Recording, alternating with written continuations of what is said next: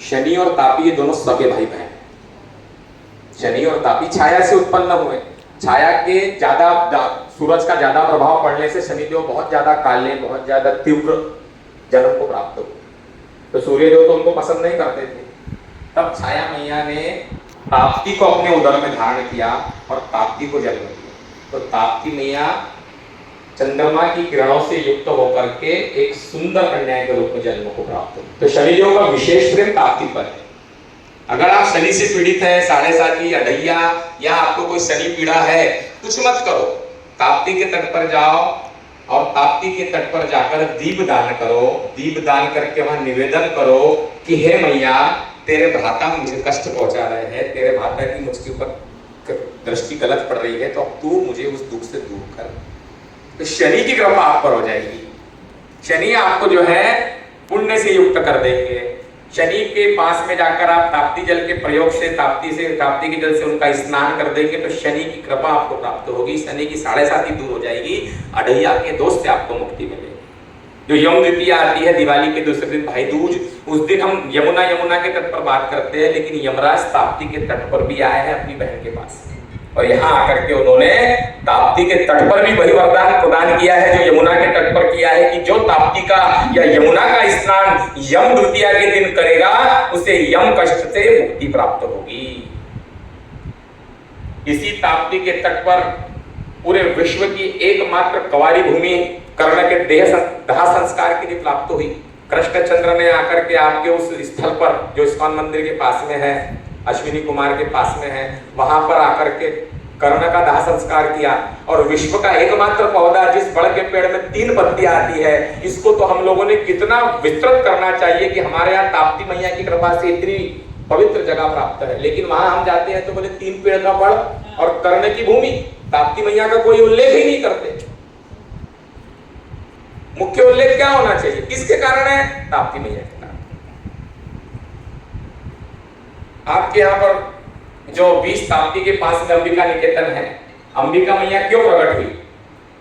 अंबिका मैया इसलिए प्रकट हुई क्योंकि जब देव दानव संवाद हो रहा था तो उस देव दानव संवाद में अंबिका मैया मुक्ति दे, तो शिव ने यहाँ तपस्या करके अंबिका मैया को प्रकट किया।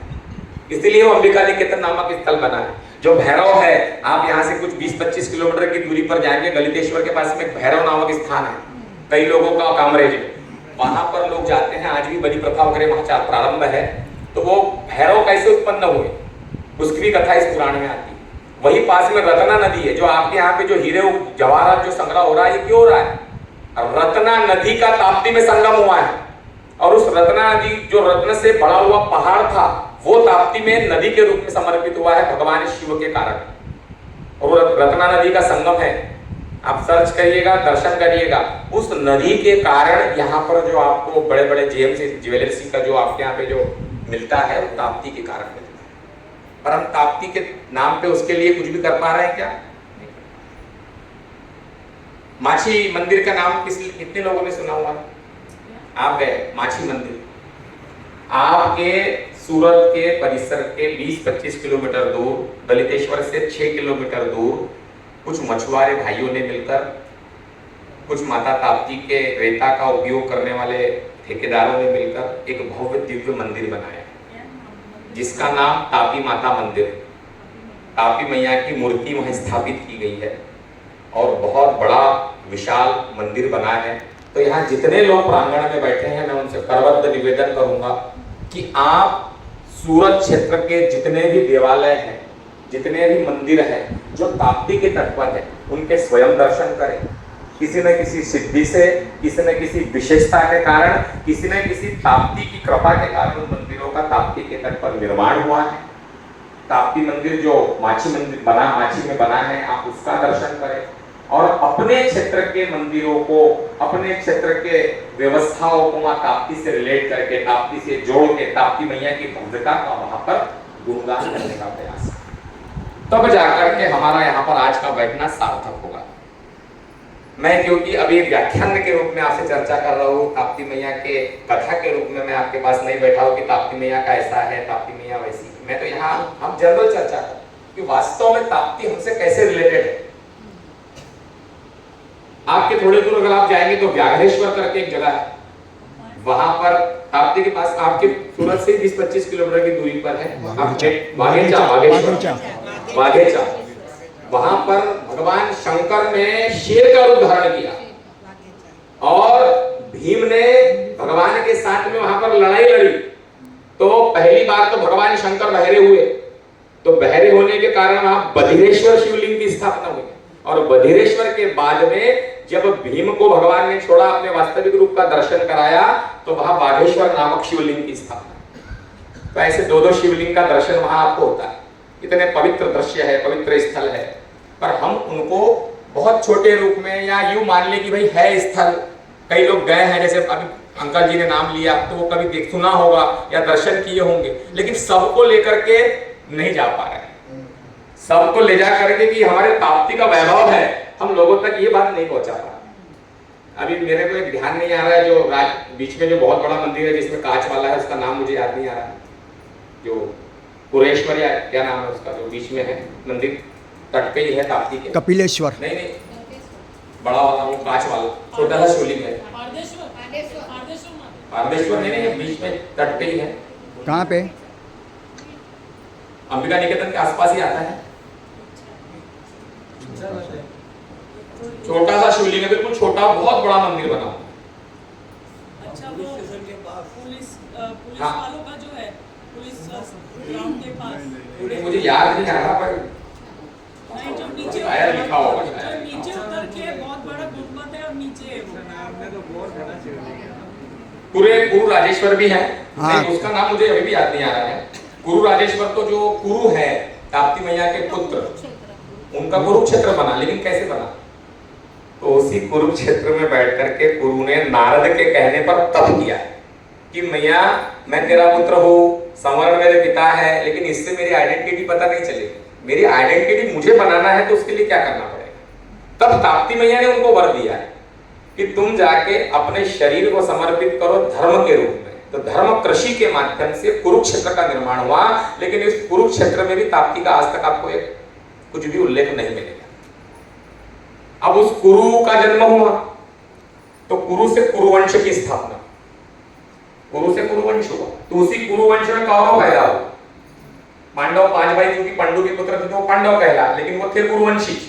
तो कुरुवंश में पांडव पैदा हुए, कुरु पैदा हुए, अपने पांडव पैदा हुए और कौरव पैदा हुए।